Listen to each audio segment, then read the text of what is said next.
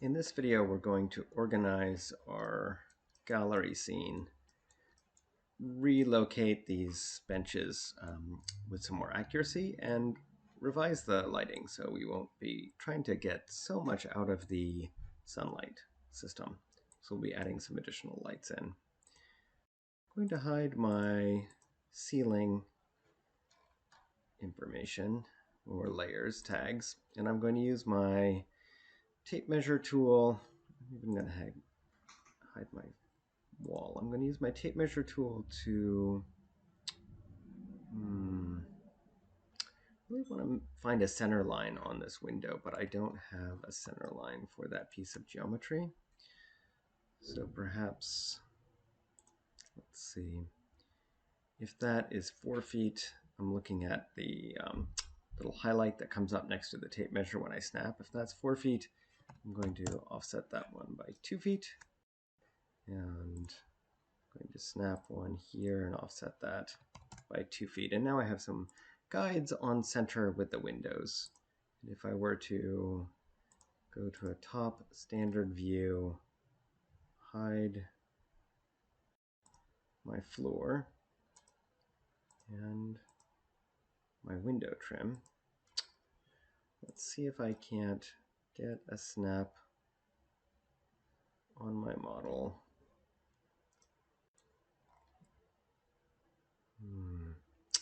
It's a challenging model. This does not, the way it was built and imported, doesn't seem to have a center line that's easy to select. So let's just see. Yeah, I guess there is one there. There's a midpoint line. So I'm just going to move each of these benches so that at first it aligns midpoint wise with the guideline.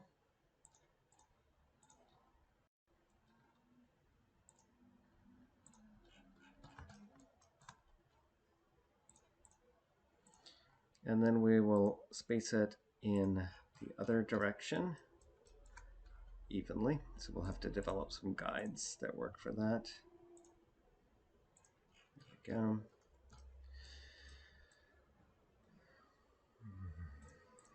So I'm going to use my floor. Again, I'm going to pull a guide off, and let's say 9 feet, 18 feet, and 18 feet. And I'm going to get rid of some of my excess guides. Well, no, I guess I'll wait for that. So now, how am I going to align this bench with that line, because it is on the ground? So let's select this object, and let's say endpoint. I'm going to use my arrow keys. If I do up arrow, I'm going to be moving in this direction. If I do left arrow, I'm going to be moving in this direction. So I wonder if I can snap to a location. I don't think I can. So I'm sure there are several ways to solve this, but I'm going to try this. I'm going to try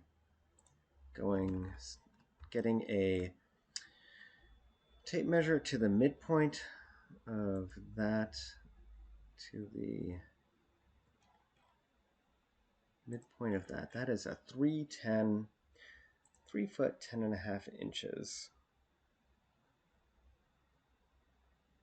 What am I trying to do here?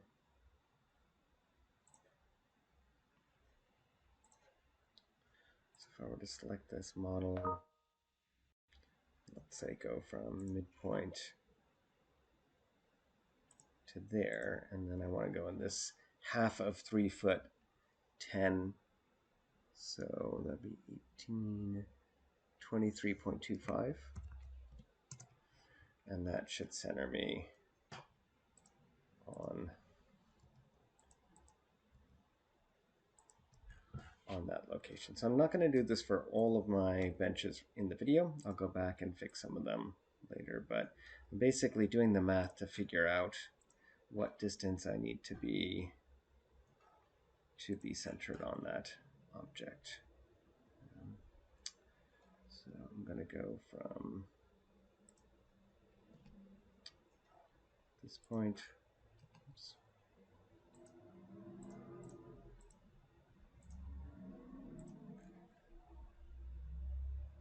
to there, and then go back 23.25 inches. And that way, having done the measurements and the math, I can feel confident that these objects, these two benches, are centered perfectly on the intersections here. These benches down here, not so much yet, but we'll get there. In fact, I'm just going to erase these, and I think I can probably copy down my benches in a way that is going to be a little bit more meaningful. So let's focus in on these two benches down here, and let's think about how we can light them in a more meaningful way. Currently in my scene, I have light coming in from this window, and it creates a very, very bright hotspot here, but then benches and other parts of my scene, like this bench here, become quite dim. So I'm going to make a new tag. I'm going to call this 3D light, 3D lights ceiling. I'm going to add in some additional VRay lights onto that layer. And I think I will do that from top view, and I'm going to go to my VRay for Sketchup menu.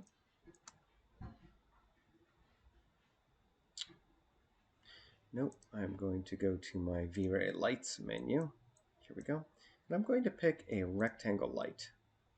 I'm prompted to define a location for it. And let's go ahead and say something like that. That's a location and a size of this light. And then I'm going to bring it up in space. I'm going to use my rotate tool.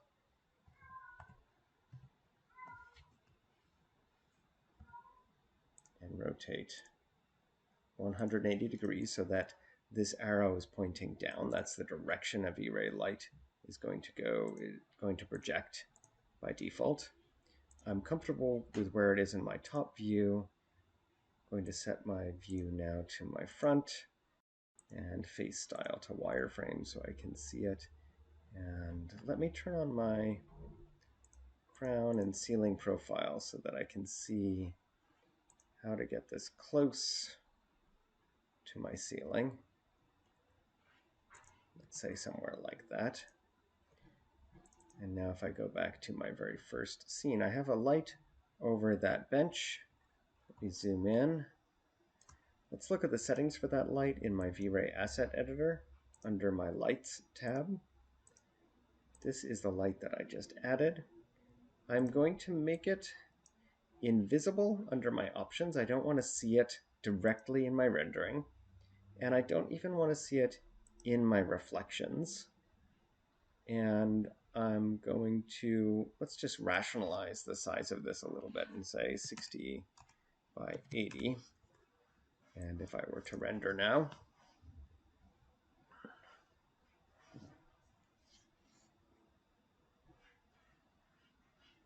it's a little challenging to tell if that light is actually operating in my scene. So let me take my sunlight and let's just turn off the sunlight and re-render. And now we have skylight coming in from the outside. And notice this extra light that's washing in here. That's coming from my rectangle light, or I think it is. Remember, I have an emissive light in this scene, so let's set that to be perhaps black in color and render. And that should mean that apart from the sky outside, I'm getting only light from that rectangle light. In fact, to be even more clear about where that light's coming from, I could go into my settings and let's set the environment so that it no longer has a background, which is the sky color. It should be purely black. And now when I render, I feel very comfortable. The only light coming from the scene is from that rectangle light. I'm going to change my point of view a little bit so I can appreciate more of what's happening around this object. There we go. So we can see that the effect of the light, but not the light itself in the scene. And it's filling in this area in not a bad way at this stage. It's quite reasonable, but let's tinker a little bit and learn a bit more about our VRay Rectangle lights. The intensity, higher number is a brighter light, lower number is a lower light. The size is the shape of the object, and the smaller the size, the more sharp the shadows. The larger the size, the lesser or the softer the shadow. So if I were to go 20 by 20, and I think I will need, as I get smaller, to increase my intensity because the light will get more dim. Yes. If I were to go 20 by 20, and let's maybe make that 1,000.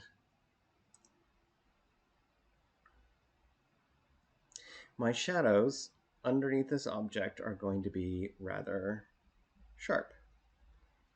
Maybe I can see those here. I get a pretty sharp line of shadow underneath that object, and that's because my light is a very small object up in the scene. However, if I increase this back to 60 by 80 and bring this back to, say, 30 in render,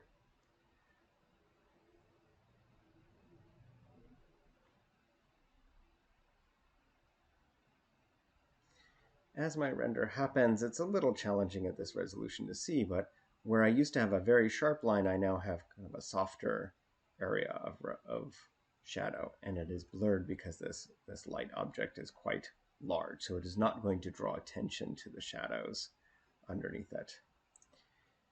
The directionality of a light is how focused it is. If I were to say a directionality of 1.0, we can see that that rectangle light is going to project absolutely down directly in its arrow direction. So it creates a very bright, very focused patch of light. It draws enormous attention to it. Feels more like a theatrical light. So 1.0 is rarely going to be useful to me. The default of 0 was incredibly wide and unfocused. And if I were to go halfway, let's say 0.5, it begins to be directed more towards the base of the room and kind of more down than to the sides. And I think that is something that is going to work well for me. So I'm going to go to my top view,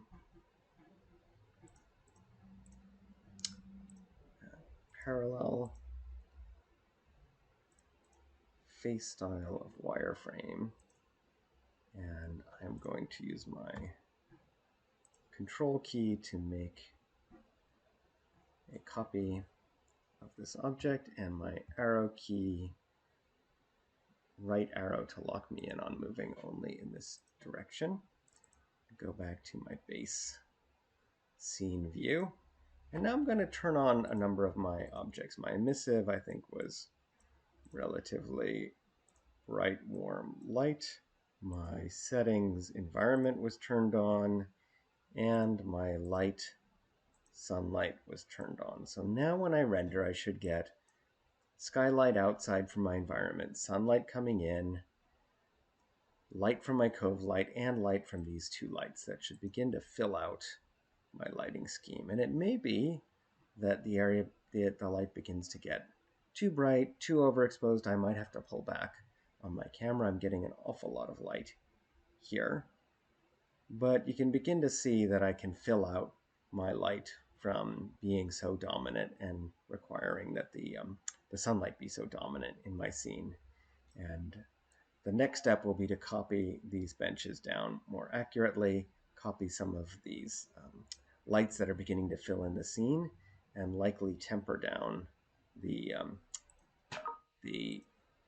intensity of those, and maybe even the intensity of the camera. I'm going to quickly do some of that here in my top view, camera, parallel. I'm going to take these two lights, tap my control key with move, and move them down, let's say, to there. And again, tap my control key and move another set of copies down there. Go back to my scene. I think I want the rectangle lights to be a little bit less focused. I'm going to go closer to 0 so they are weaker. And then my image was seeming to get a bit overly bright. So in my camera, I'm going to increase my exposure value, which should make the camera a little less sensitive to light.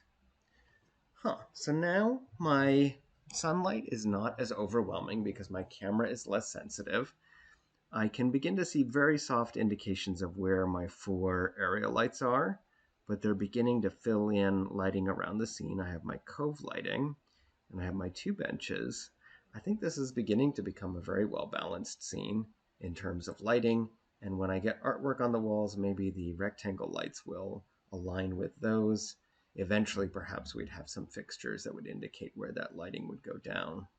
One area of concern I'm seeing is my profile shape for my cove does not yet have my wall material. So I get this very strange line between my robin's egg colored wall material and the white that is getting a warm light from my cove. So I will need to go back and solve that before I move too deeply beyond this into further work on the scene.